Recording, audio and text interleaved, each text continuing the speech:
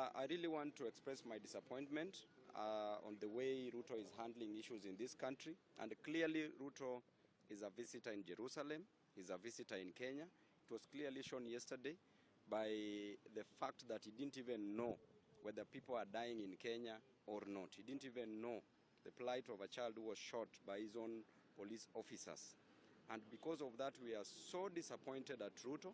And I want to express my disappointment once again. When Ruto was campaigning, he clearly was telling the then regime that do anything to me as Ruto, but do not touch my children, leave my children alone.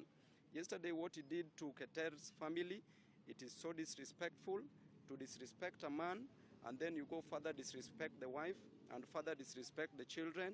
It's just a big shame. But I know fate has a destiny with you. Once the bill has been withdrawn, Ruto must go. Correct. And actually, there's an act that should take precedence as things are.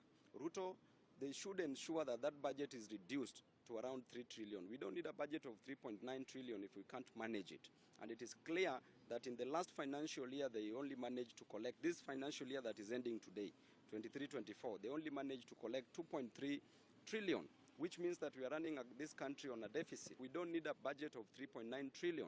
So these unconstitutional offices must be done away with.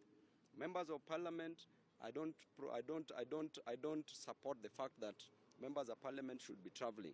We should remain here in Kenya and sort all our problems here. Thank you.